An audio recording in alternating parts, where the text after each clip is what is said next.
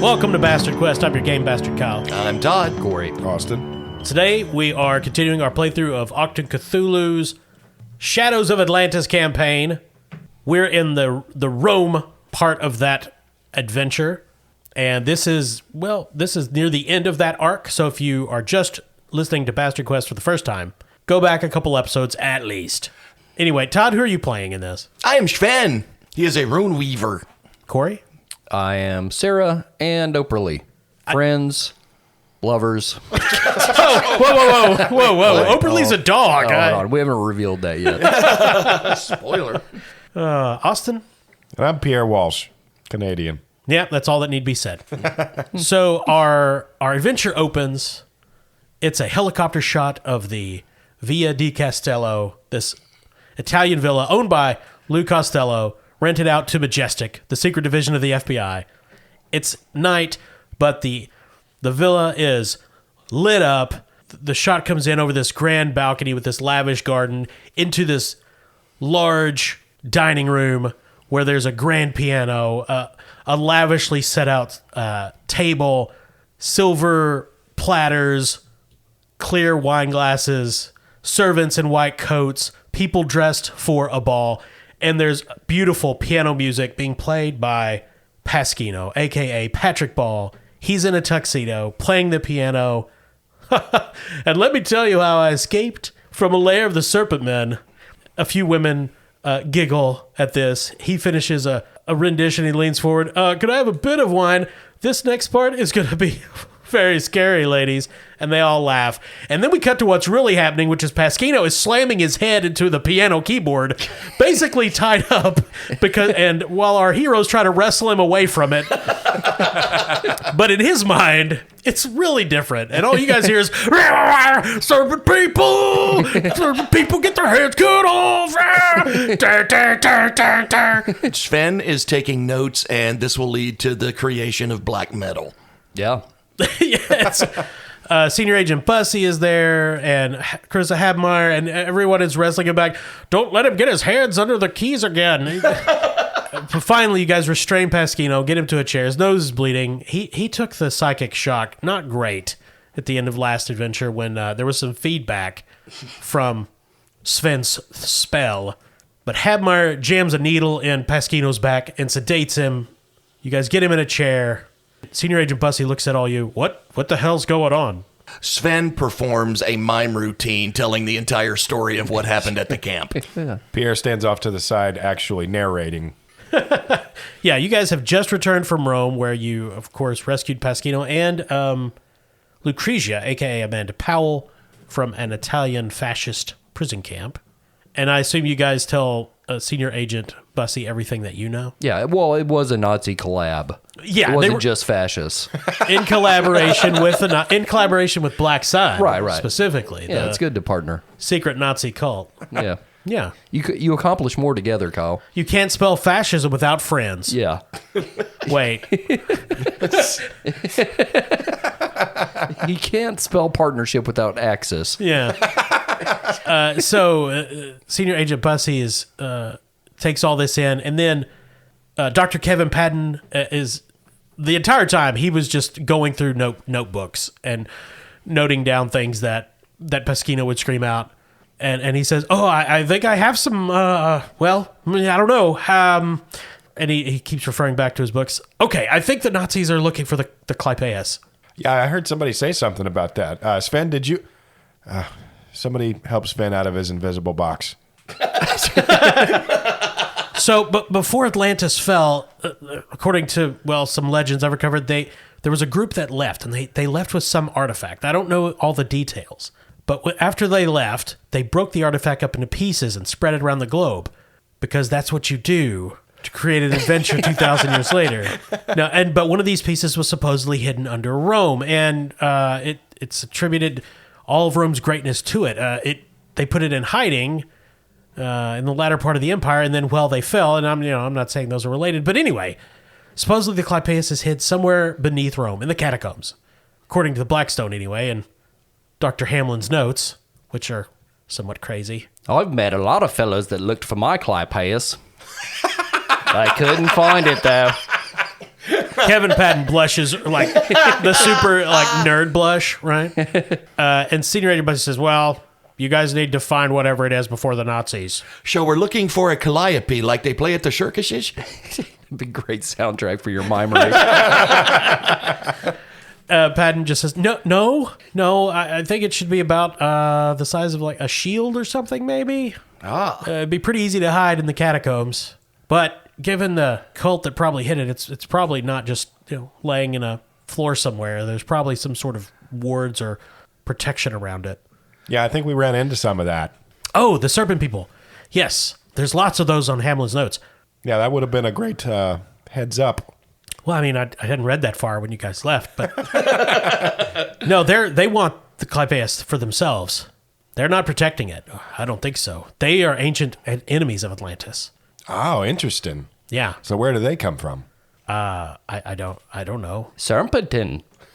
Why don't you go keep reading there? Okay. And he just starts piling his books back up and leaving. Excuse me, Mr. Kevins. Might I take a look at some of your books? I'm very well versed in occult history. Sure. He puts them back on the table, opens them up, hands you his own notes on it. So I'm going to do a academia check. Sure. To see if I can gather any kind of clue as to where the, was it the Calliope? Clypeus. The Calliope might be. Colostomy. Because that's actually Sven's highest rank. Okay. You would think it would be killing, but no. He's actually very well versed in occult history. I can actually assist with that. I have 3 in academia as well, with a focus in occultism. I can't. Nor can Operle. Really? The dog is not widely read? He knows dog history. Sure. Yeah. The first bark was long ago. Thus ends dog history. Okay, so I am using my academia, which is a 5, and I have a focus in occultism. Combined with my insight, so that's going to be a 15. And since I have a focus, does that give me an extra die, or is that... No, it increases your crit range. My crit range, so anything right. 5 and under is a crit. Gotcha. And you're specifically trying to determine, just gather more information about this thing? Yeah, like, see if there's anything in there that would point to where we can find it. Okay, so this is going to be a graduated test. There's no set difficulty. The number of successes you get more information. Okay. Basically, for each success, you can ask me a specific question, and I'll give you an answer. Okay. All right, cool. And Austin is assisting? Yep. So Austin will roll first. My target number is a 14 between insight and academia. And I rolled a 6. So you get 1 success for free if you roll any. Okay. It's a 7 and a 15, so 2 successes. So you can ask 3 questions about the Clypeus, or going through the readings, what Hamlin calls the Greater Palladion of Atlantis. How do we win this game? Roll well. So, what would you like to ask? Well, I'm kind of curious, first of all, about that word the GM just said, the greater palladium. Palladion. The Greater Palladion of Atlantis is what Hamlin refers to as the artifact that was brought out of Atlantis and broken into pieces. Yes, the Horcrux of... Yeah. Yes. Okay. It's the MacGuffin. All right, first question. How many questions do we get again? 3. Second All question. right, down to 2. Maybe something like, is there anything in the hieroglyphics on the black stone or within the notes that suggests any specific rituals that would have taken place when they buried it? Signs that we should look for when digging? It does detail that a cult of priests did ward it. So you're not finding any specific rituals, but you do find the Meta Romuli is mentioned multiple times, which that is the Pyramid of Romulus. That is a site in Rome. So the foundations Hadrian's mausoleum was built on the foundations of the Meta Romuli, which is likely why the dig site was nearby, but it seems like you could get much closer access to wherever the Clypeus is hidden through the mausoleum itself. Ah, okay. So what about what it looks like? Is there any specific indication of how we'll know it when we see it, I guess? Yeah, is it coffee table sized? Or... Yeah. Okay. Now, Hamlin's notes and references on the Blackstone indicate that the Clypeus is a crystal which is vaguely shaped like a shield, or at least that's the description. This is very Last Crusade, by the way. Yeah. Totally ripped that off. Okay, final questions. What is the best way to deal with these serpent peoples? The only thing you find in reference to Hamlin's notes is serpent men, dangerous, bring guns. I think we should collab with them. Now, I will point out, this would occur to your characters, because they're smart. This is all in Hamlin's notes. And you saw Hamlin with the Nazis at the dig site, which is probably not the place they should be looking for the Clypeus.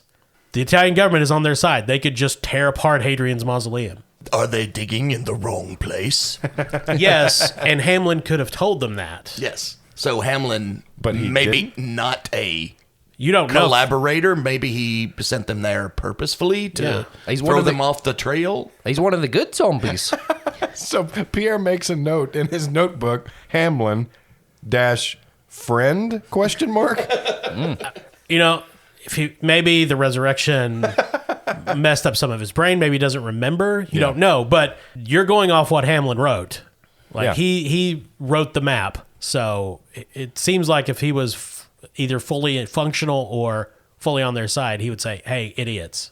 Maybe not that way because they're Germans. They're very touchy about that sort of thing. Sure. Okay, so we're headed to Adrian's mausoleum. Okay, so if you guys rest, all your stress will go away.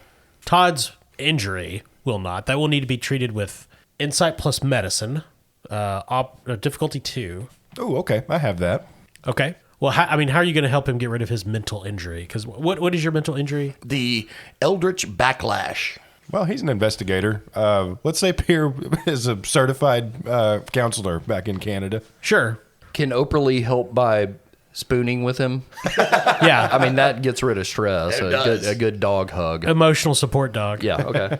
We'll let Operle make his helping roll first. Okay. So what's Operle need to roll here? Just roll under your insight. I don't think you have any skills that will apply. I mean, smell. You can use observation plus insight. Oh, okay. Operle has observation with a focus of smell and taste. You know, Operle would think that guy needs to pet me. Operle looks to Sven and Let me taste you. I taste your pain. I will help. Comforting and yet terrifying. dogs can taste pain. Yeah. Science. Licks his face. Yeah. So my target number is 13 here. Okay. That's a 4. Awesome. So you get 1 success, Austin. All you got to do is not fuck this up. Okay. Target number is a 13. Rolled a 5 and a 2. And my medicine is a 2. 4 successes. Well, you only need 2. So, Todd, that injury goes away. Oh, thank you so much, Mr. Pierre. I feel so much better. Of course, I have still glimpsed that which man should not know, and I have seen the eternal hellscape where we will all spend our eternity after we die, but I feel much better now, thank you. I also helped. Thank you, Operle. Yes. Good boy. I am good. Pierre, Operle, and Sven emerge from a library where they've been sitting and talking for an hour. Sven looks relatively happy-go-lucky. Operle kind of trots off to go be with Sarah again. Pierre looks rough after listening to Sven talk for an hour. Oh, no. Pierre has a mental injury. So in closing, Mr. Pierre, enjoy your time here on this planet because there's nothing good that comes afterwards. I have also seen the future. I will be reincarnated as a sassy personal trainer. Yeah, I'll see you guys later. I'm going to go find some of this Italian vino. And Pasquino just looks up. Taster's choice is poison. I will not be helping that man. All right, so you guys sleep through the rest of the night. Early into the morning, get up, start assembling your war gear and your disguises to presumably penetrate Hadrian's mausoleum, the depths of it through the Meta Romuli. What should our disguises be for this? Mausoleum janitors. Yeah. Perfect. Yeah. Just coveralls that say Department of Mausoleums. Mausoleum corporal. Yeah. Parentheses in Italian. Yes. Well, I mean, we are staying at Lou Costello's house, so I mean that's a very Costello thing to do. That's true. There's probably just a closet full of wacky costumes.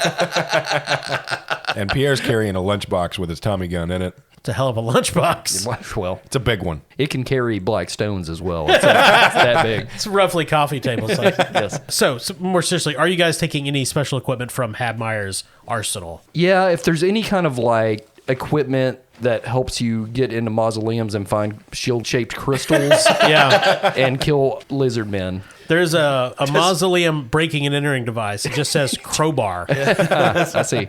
Well, I I've say, got, does the Rome Depot have anything that would? well, I do have burglar's tools.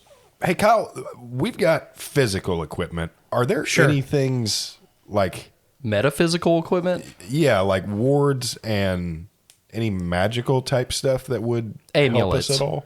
Yeah.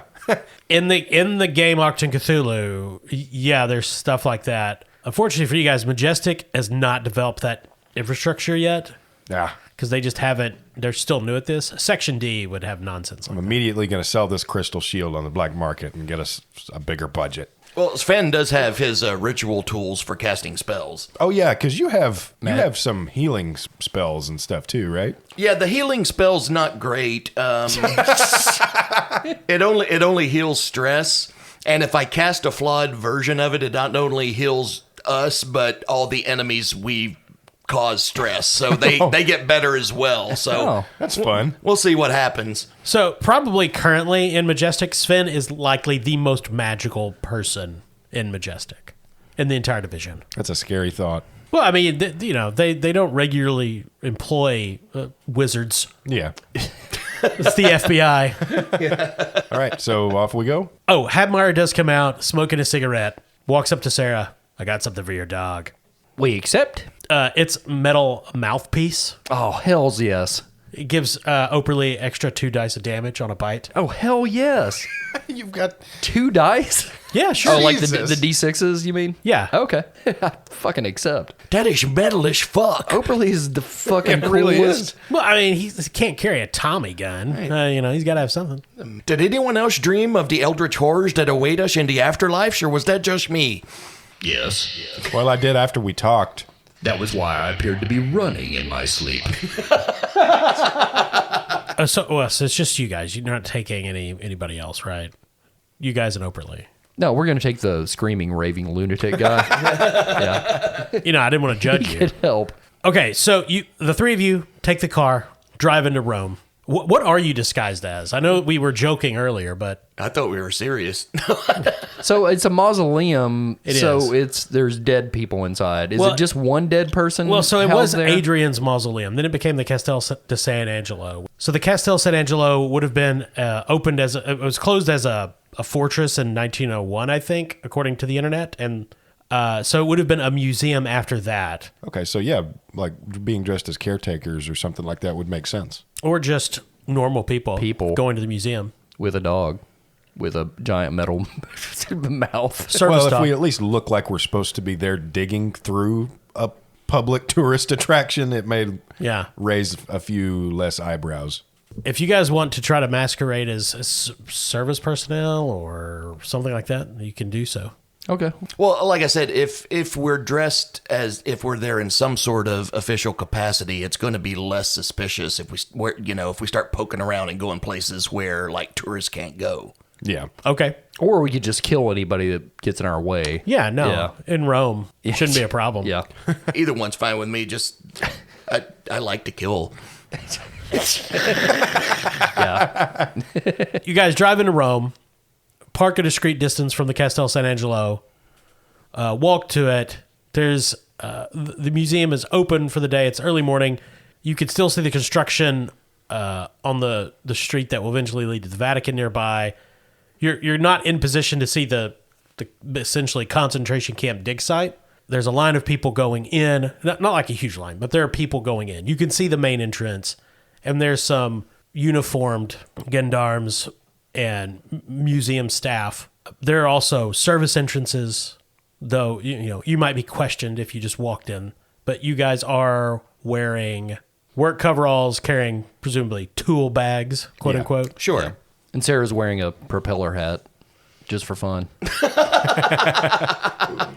You find a service entrance on a back alley. There's a small gate, and he'd be the equivalent of a security guard, right? Though he's not wearing a uniform as such. It's just an Italian guy sitting on a barrel out in front of it smoking cigarettes, and he kind of looks at you guys, and he works for the museum, says something to you in Italian. Do you speak any English there? I'm going to roll a d6. Hi, he does. Roll a 3. No. We're here to fix it. And he says, Sprechen Sie Deutsch? Operle does. None of you speak Italian, I assume. No. Sven asked if he speaks Norwegian. I'm not even going to roll. Nobody speaks Norwegian. Not even people in Norway. Yeah. I mean, I guess Operle can... I mean, the choices here are Operle can psychically talk to him, which is not very subtle, or we just like walk in like we own the place. We could try that, and then if he gives us any guff, we'll murder him. Sure. I was thinking like Sven could put him in a sleeper hold or something. Well, and Pierre has his trank gun too. Yeah. I do. It's getting a lot of work these days. Yeah. I'll keep that as the backup option. Yeah, I mean, any of those are potential options. Which one are you going to guys try first? Well, first, Pierre's going to reach into his bag, and he pulls out a wrench and just kind of waves it at the guard, and points down there. It's like, they asked us to fix the cisterns down in the basement. He just looks very confused, and it says more things in Italian that your characters don't understand, but I'll tell you guys, it's basically asking things like, why don't you speak Italian? We're in Rome. Who are you? The toilets are English. I brought us in to fix... Shit, I don't know. That'd be great. Sven says, this is taking too long, and he just grabs the guy and puts him in a sleeper hold. Oh, okay. Okay, roll your fighting. I'm going to say this is also brawn.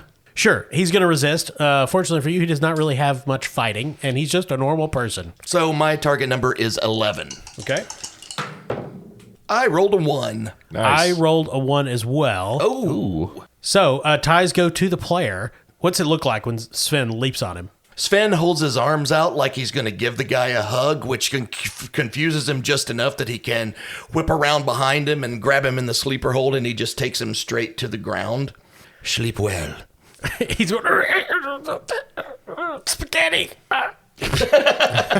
Still trying to smoke his cigarette. I didn't even think about that. We could have just started throwing out Italian words we did know, like spaghetti. Or he's a smoker. We could have just waited for him to pass naturally from smoking. Yeah, he goes unconscious. Now you have an unconscious Italian man We put him in a ditch. in an alley in Rome. Yeah. Let's take him with us because we may need another disguise at some point. We're gonna carry this Italian guy through the catacombs. What do You might get Just take him down to the next level down and hide him in an alcove somewhere. Let's just hide him in a closet. So you guys go into this small courtyard where he was sitting outside of. There's some work tools. Apparently there are some renovations. It's a museum. There's always renovations going on somewhere. And you every once in a while you can see workers moving around inside. Nobody's paying you that much attention, though. You figure if you walk out carrying an unconscious man, they might. Well, yeah, let's put him in a closet. Yeah. Well, you guys are still outside. If you go in, I mean, there's people immediately inside. Just put him in the damn ditch. Yeah. Okay. Okay, you drop him in a ditch and walk in. You go into a work area. There's people applying plaster to part of the walls. It's like you go past that. What are you guys looking for? I guess a way downstairs, essentially. Yeah. You can't ask around because none of you speak the language. By the way, when you advance your characters, you guys might want to take some other languages. Perhaps. Just FYI. The worst investigator. We should not be globe hopping at all. Well, all the languages we do speak have been super helpful up to this fucking point. Sure. What skill are you guys using to try to find a way down into the catacombs? Can Operle smell his way? Like, basically, he smelled lizard people and He did. stuff like that. Can he start sniffing? What a great idea. Yeah. Thanks. Yeah, he can. Okay, so you're using observation and... Insight? Yeah, I guess insight. Okay. Can Pierre assist? You're going to have to come up with a really good way that you're helping a dog smell stuff. Yeah, Canadians are known for their olfactory senses. Well, my thinking is that he's not helping him sniff around.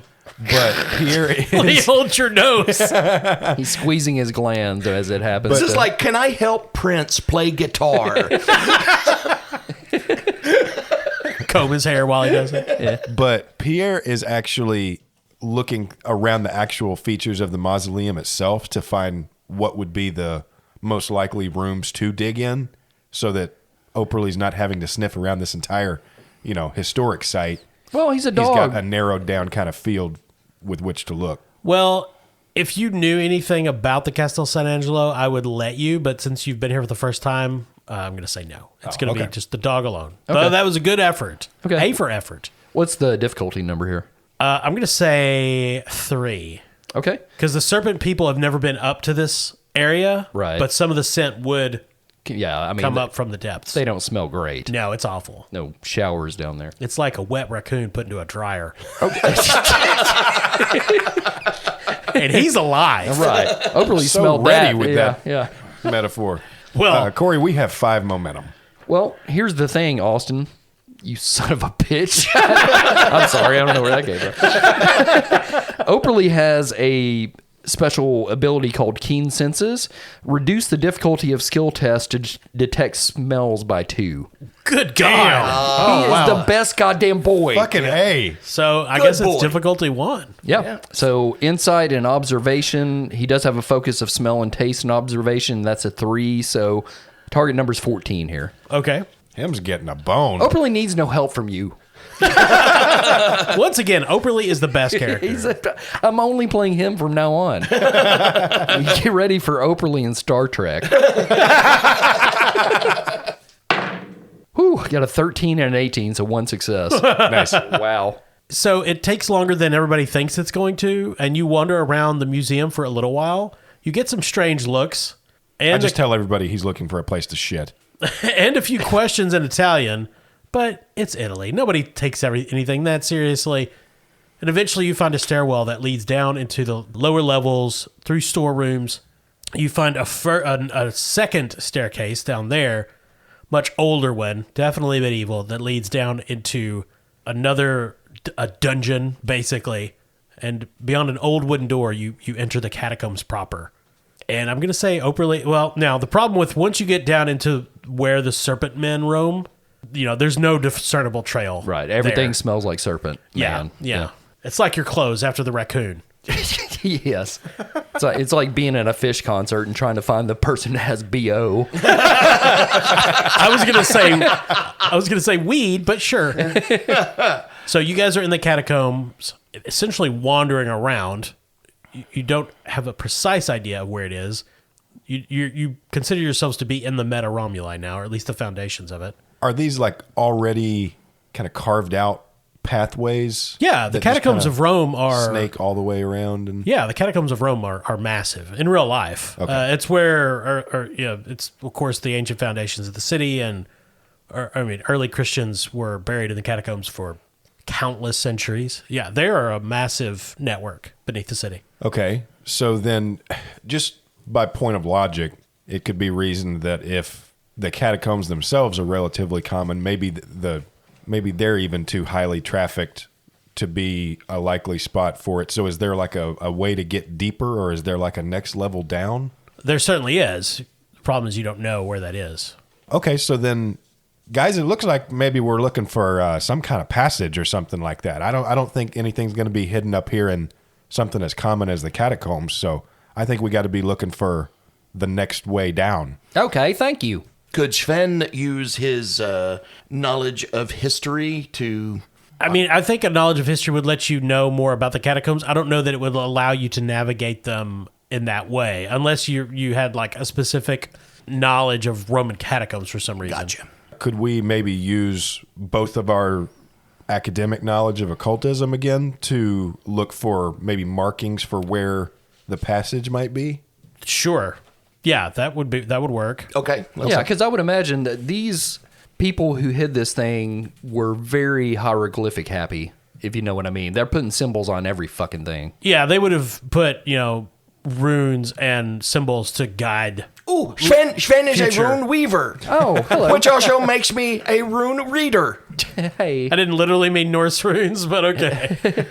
Yeah, they would have used symbology to guide future members Okay. to where Okay. they wanted to be. Well, let's, So then let's do a little rune hunting. Yeah. So I'll assist Sven again if you want to look, Todd. All right, you go first. Yeah. My insight and academia is a 14. So I'm going to say to find the ancient symbols that the ancient priests of the cult left when they hid the Clypeus is going to be difficulty 4.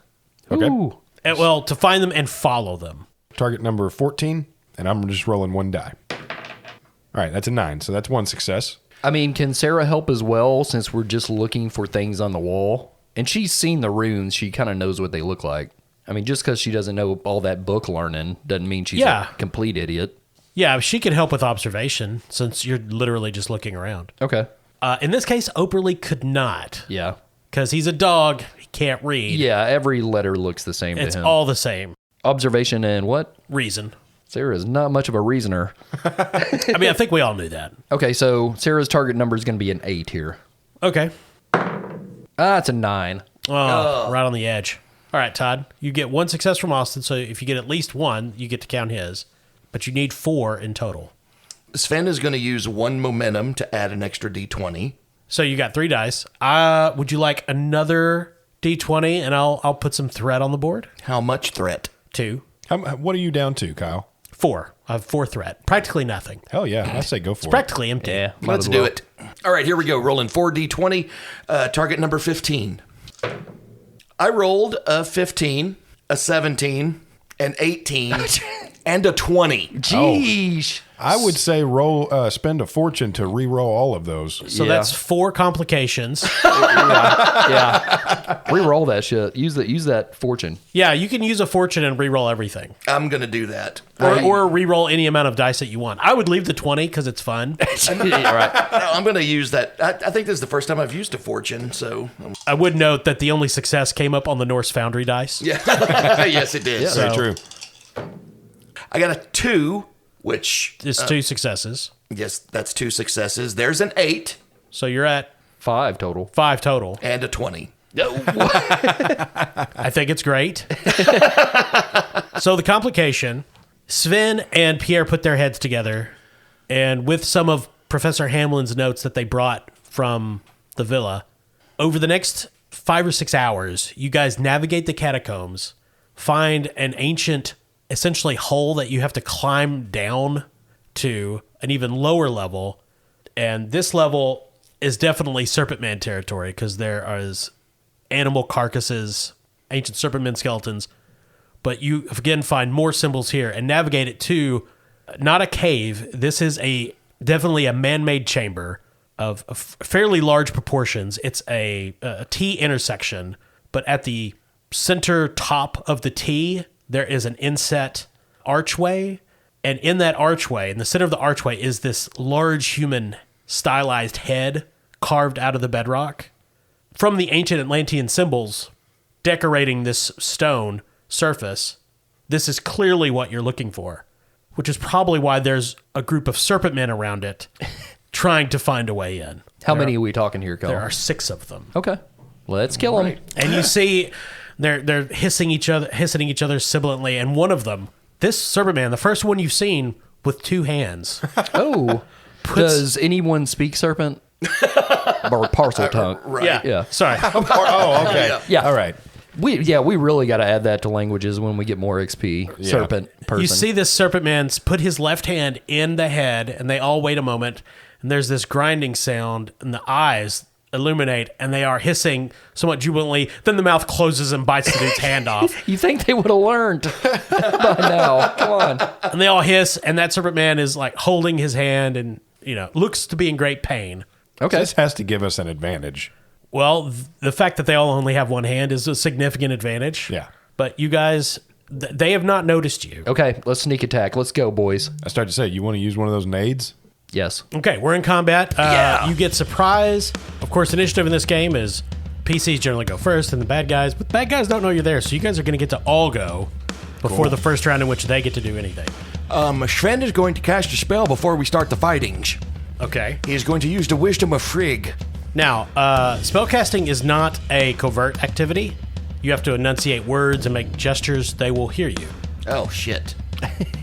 Is it worth it to use that on the serpent people then? What does it do? It allows me to create a truth. So I could create a truth like I'm the best at serpent killing or something, you know? Gotcha. And we can spend momentum so that any attack automatically becomes vicious or intense. I think we could probably forego that. These are lizard men. I don't think they're anything other than just regular dudes. They're just scaly, you know? Perhaps save this in case we meet some Cthulhian nightmare or something. Or the lizard queen. Okay, sure. Yeah. Yeah, That's a good point. She's massive. That's a really good point. Well, let's just start killing. You mean Donna? Yeah. So Sarah's going to throw her explosive bolos. Oh, I forgot about those. Yeah. And at the same time, Operle's going to start sneaking towards him Okay. on his tiptoes. Sven is going to draw his bow and arrow. Okay. And I assume Pierre is just shooting them with a Thompson. Yeah. Okay, Corey, let's go with explosive bola first. Yep. I think you got these in session 1 of the Yeah. Shadows of Atlantis. Yeah, from Cato. Yeah. So what skills am I rolling here? So throwing something is coordination and athletics, I believe. Okay. Coordination 10, athletics is a 3. Okay, that's just difficulty 1. Okay. It's a 9 and a 4, so 2. Before she threw them, did Sarah activate the explosive part? Yes. Absolutely. Okay, so roll damage. Okay. Corey, do you want to take the momentum for that extra success or use it for extra damage? I mean, they're all in a group, so a blast, which does the bolo have blast on it? Its qualities are snare and vicious. Okay, it doesn't have blast, so it's not like a grenade. Okay, what's vicious do? Basically, vicious is extra damage. Every effect just gives you another +1 to damage. Okay. So this is 6d6. And do you want to spend that extra momentum on damage or drop it in the pool? We'll drop in the pool. So that's a total of 3 damage and 1 effect, which would be vicious. So that's an extra +1. Yeah, 4 Okay. damage. So 4. So, of course, the bola is designed to incapacitate and restrain unless the explosive part is activated. Now, was Sarah aiming for the legs, arms, head? Mouth. So the bola wrap around this serpent person, and there's the click-clack as they come together and explode. Explosion echoes through the room. The serpent person screams. One of his arms is blown off. He's stumbling around, still up. Oh, okay. Yeah. Not happy about being here. Sure. Which of you is going next? Or it could be Operle as well. Pierre is going to fire a volley in a wide arc and try to mow down as many lizard people as he can with his Thompson. So, are you launching a salvo? Yes. And what does that do with the Thompson? Yeah, it basically activates the area effect. With that, you get 1 additional target within close range of your initial target for every effect you roll. Okay.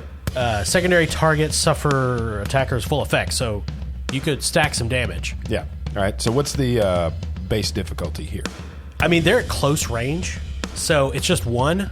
Which one are you targeting? Basically, there's the one that Corey has wounded and 5 others. Yeah, so I'm going to try to shock and awe him. So I'm going to continue to focus on the one that Corey injured and then move from him across the line. Okay, difficulty 1.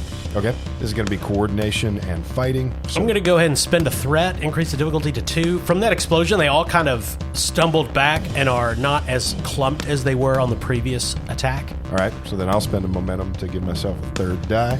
Okay. Coordination and fighting is going to be a target number 14. A 5, a 4, and a 16. So 2 successes. Thompson is 5 challenge die. God damn, so many 3s and 4s. I mean, you could spend fortune to reroll damage. Yeah, I'm going to do that. There we go. All right, that's a total of 6 damage with 3 effects. So you can hit 2 extra people with those effects? 3. 3. Oh, cool. So you're going to hit 4 targets Yeah. with 6 damage. Do you split that up between them, or? No, each effect adds an extra target, and they take Equal damage. Equal damage as Oh, wow. if they were targeted. Cool. So Pierre steps in, opens up with a Thompson, empties the magazine, so you're out of bullets. Yep. Mows down 4 serpent men in a flurry of bullets and blood. Turns out those scales are not armor or bullet resistant. Oh, okay. 4 are dead. Wow. 2 other ones are disoriented, looking around, wondering what happened. How did they lose the arms race? Why didn't they invent guns? Arms race, I get it. Sven draws his Hands bow. race. And here comes Sven with a bow and arrow. Yes.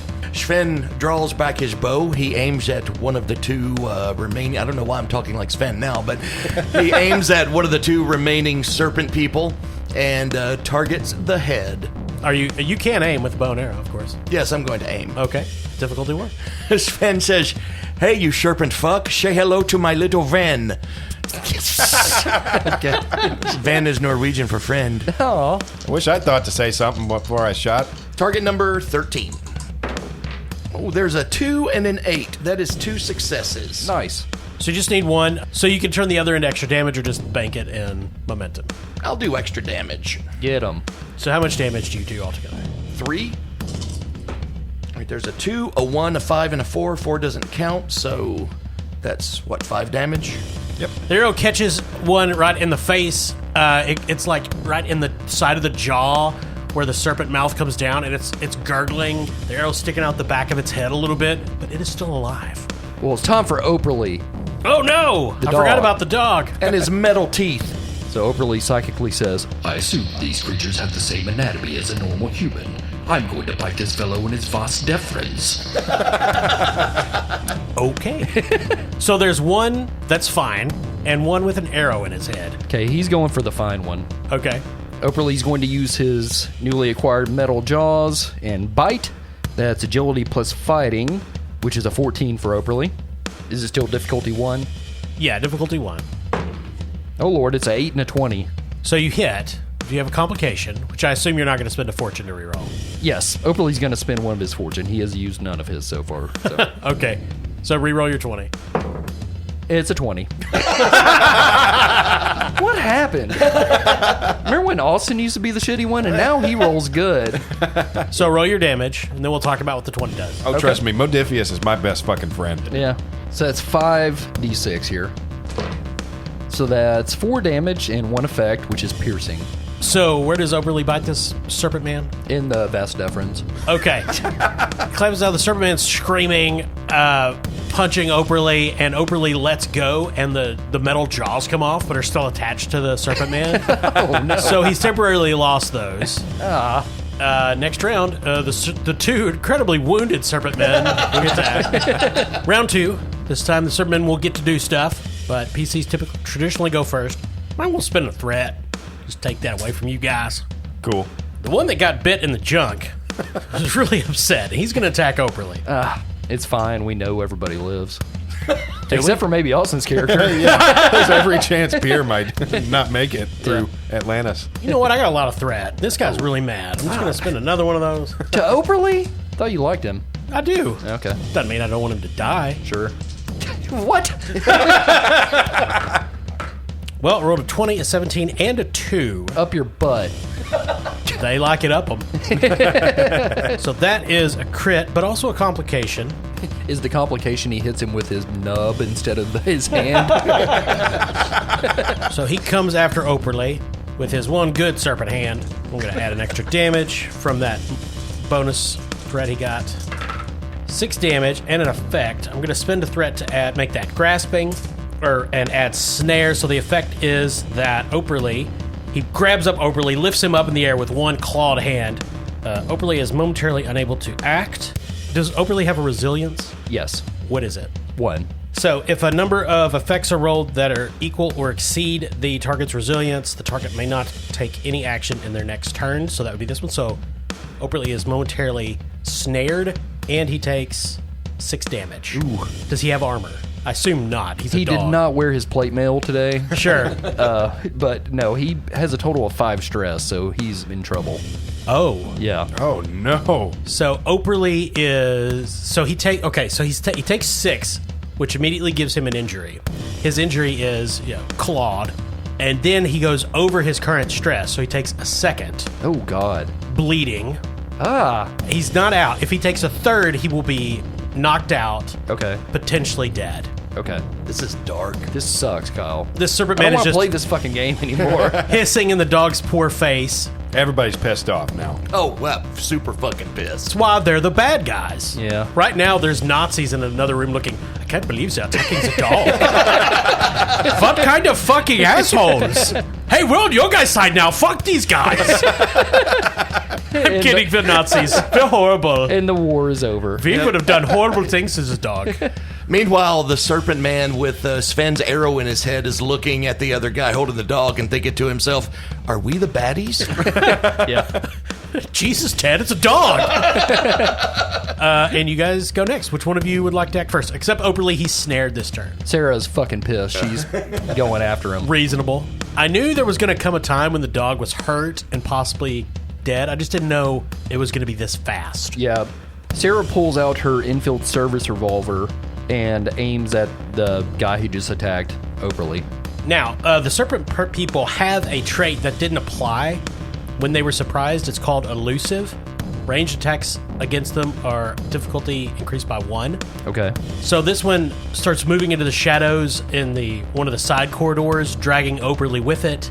So it's difficulty 2 to shoot it at this range. Okay, I'm going to spend a momentum to get an extra die here. Okay.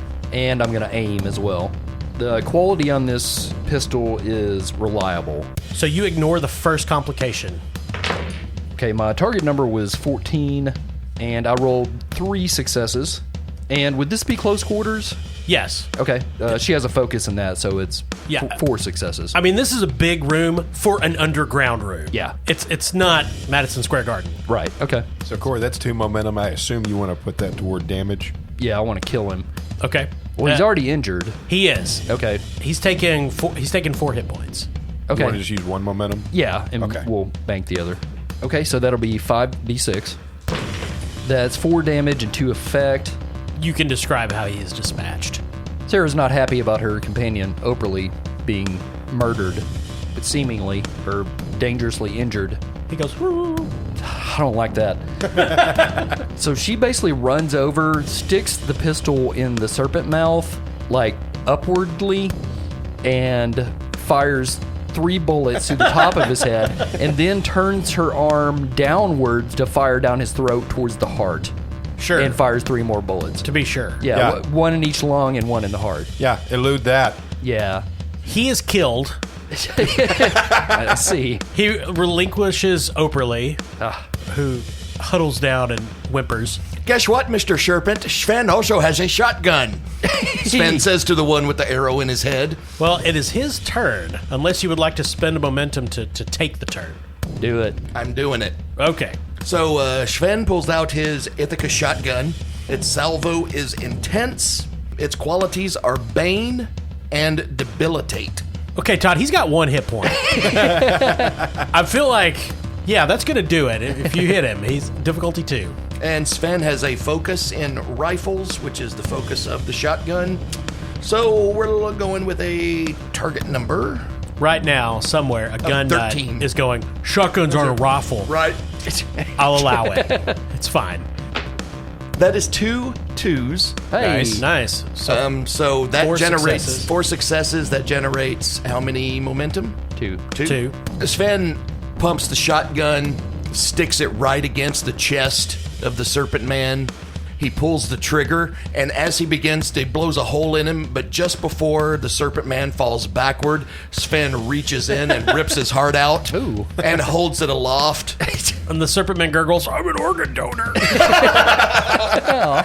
And then he's going to let Operle eat it when he feels better. Aw. The serpent men are slain. Quiet falls over this part of the ancient Meta Romuli. And almost looking at you expectantly is this sculpted human head in the wall with the glowing red eyes. Well, they glowed when a serpent man stuck his head in. Yeah. So Sarah says, I may not have all the fancy book learning of you guys, but we know one thing about this. It hates hands. So, logically, let's try putting a foot in there. Sven is going to use his talent of bizarre insight. I can generate a threat to obtain information from the GM. Yeah, I mean, there's all sorts of... There's a circle of Atlantean symbols around the head in the wall. Is there any obvious thing that on this head or near it that would clue us in how we get past it? It basically says, only ye of Atlantean blood may enter this hallowed ground. Does anyone have Atlantean blood? I think it says, speak friend and enter. Melon.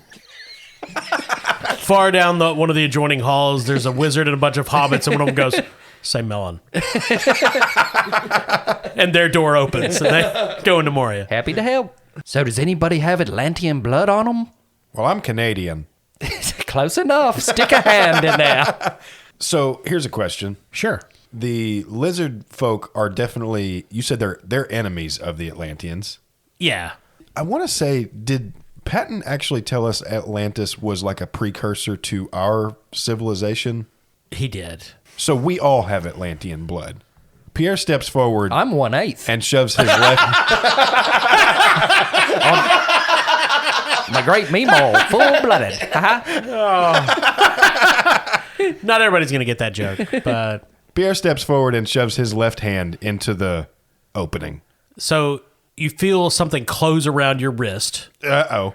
A moment, the eyes flare red and then blue. Ooh. The mouth opens and just keeps opening. There's a heavy thunk, and the wall recedes and splits into double doors. I'm going to be honest with you guys. I wasn't sure that was going to fucking work. I was kind of hoping it wouldn't. And beyond is a chamber illuminated by the reflected glow from phosphorescent fungi and both the veins of crystal running through the cavern walls and from the surface of what appears to be a lake at the chamber's heart.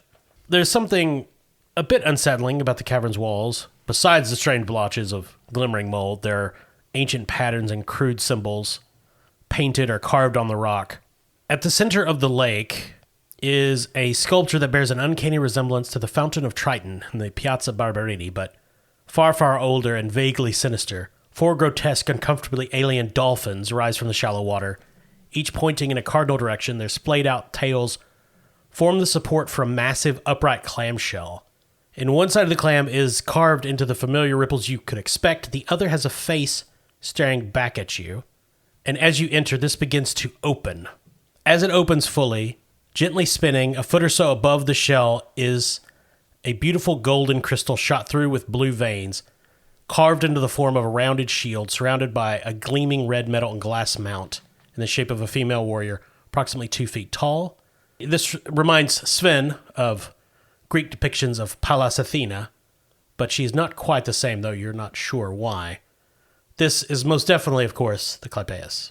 Guys, we found a calliope. Well, I guess we can just hop right up there and take that, I'm sure. I'm sure it's fine. Not so fast. Can Sven read any of the markings that are... No, while you've started to understand some of the ancient Atlantean symbology, you can't. It's very difficult to read it. Okay. Pierre's going to use his bizarre insight and see if he can get any kind of instinctive feel for how the shield is presented, if it's booby-trapped, I guess, in any way, or something like that. Guys, you left me behind out here. I'm bleeding. Oh, shit. So I'm going to take a threat, because that's how Bizarre Insight works, right? Yes. Yes. And what you have to do is pick it up. Okay. No, it's not booby trapped. That was the getting into the chamber is the difficult part. Okay. Get it. So Pierre approaches with his crowbar and tests it to see if he can pick the shield up. It picks up quite easily. All righty. All right, let's go. Let's go check on the puppy. Yes, we need to tend to my dog. I have a skill in medicine. Veterinary medicine? Well, first aid. Sure. So just in terms of like stopping bleeding and stuff like that. Well, Sven has a medicine skill. The Blessings of Fire. Oh, yeah. Give that a shot there, bud. Bless my dog. Okay, let me tell you what this does.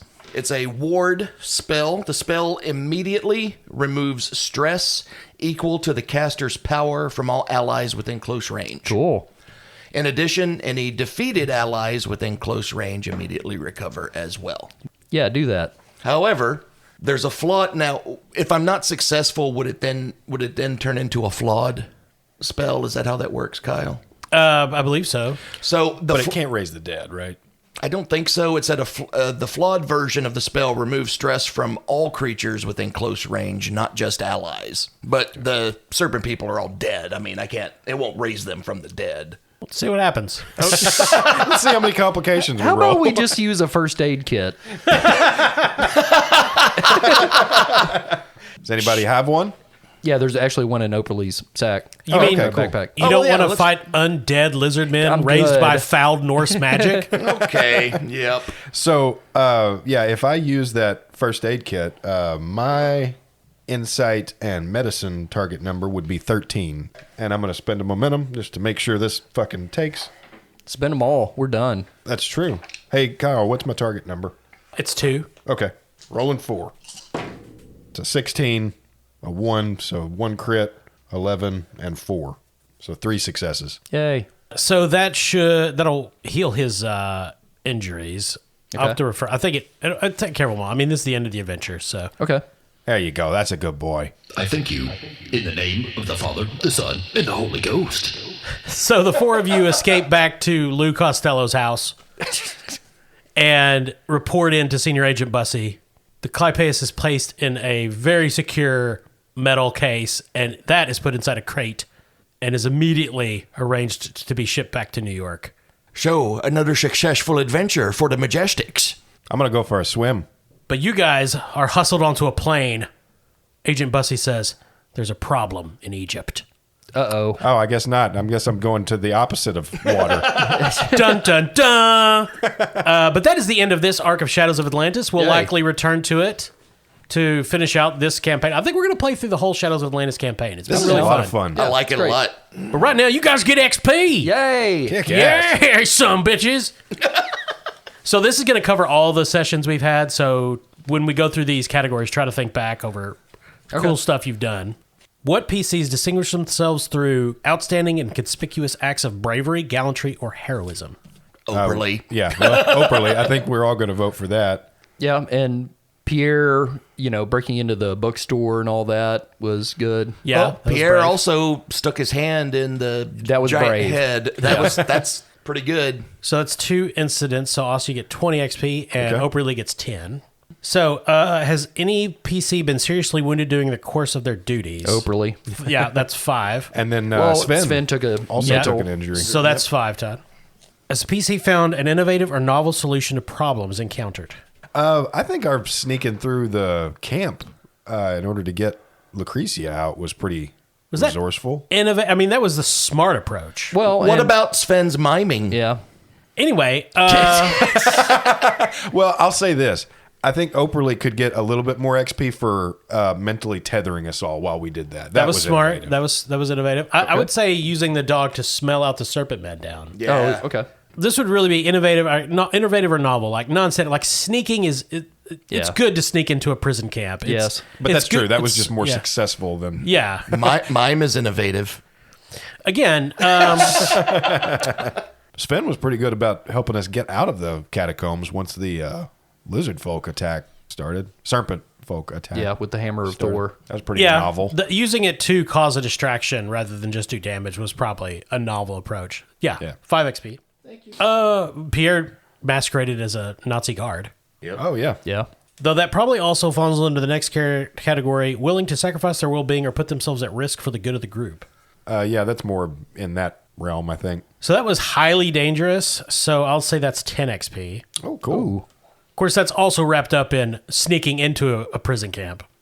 Once again, doing mime for Nazis Sure, that is definitely taking your life into your own hand. there's some risk. You can have 5 XP for Thank being you. a mime, Todd. Sarah got Pasquino out kind of all by herself. Yeah, that was really dangerous. Okay. So, yeah, that's 10 XP Okay. because it's better than being a mime. And she adopted Operle in the first place. She gets something for that. Fair point. No XP. Was there anything particularly adept or enjoyable about role playing of a character? I mean, Sven is always fun, so Sure. that's 5 XP. I think Operle is another contender for that. Yeah, I mean, Operle's just the best. He attacked a lot of testicles. He's a good boy. 5 XP. Okay. I was pretty happy with the amount of espionage we got to successfully undertake this time around. Yeah, this was a lot of spy stuff. I'm kind of, and that kind of like fell right into to Austin's wheelhouse there. So I mean, a lot of that stuff and like what we were going to do, our plans and everything, kind of came from Austin. So I think, yeah, that's true. Yeah, the tranking everybody. Yeah, Yeah, we That's didn't kill 5 XP. any cops, really. I mean, one of them was allergic to anesthetic, so he's dead. That cop's still laying in the shop. The people above him, did you smell anything? I just get a smell every now and then. I don't know. It's fine. There's a war on. Okay. Did any PC go above and beyond the Call of Duty in any aspect of their performance? I mean, really, Pierre put himself in the most danger in this session. I mean, he went down broke into the shop. He Right. went into the caverns. He broke into the Nazi camp. He stuck his hand in the mouth. He went down into the dig site with 50 Nazi troopers, Yes. an SS officer, Lizard men. an undead professor, and an Italian archaeologist. Yes.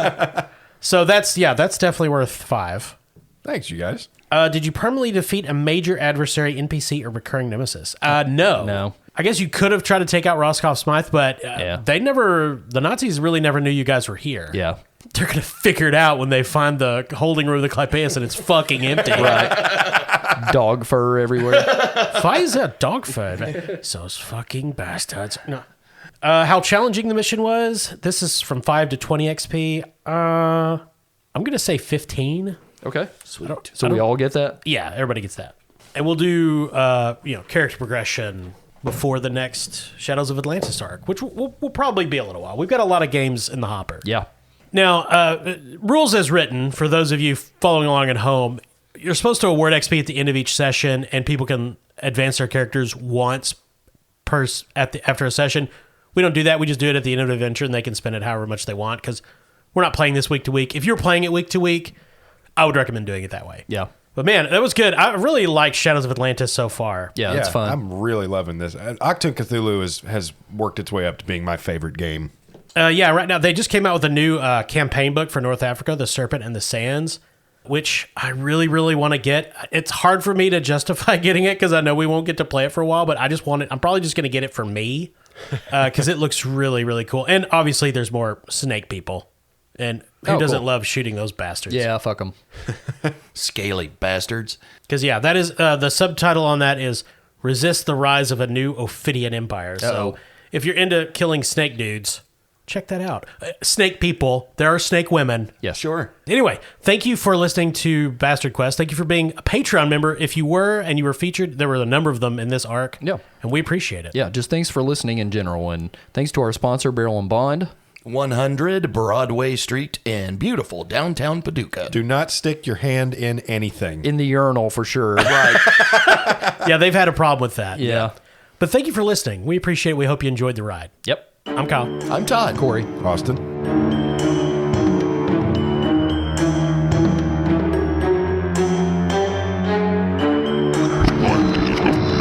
It's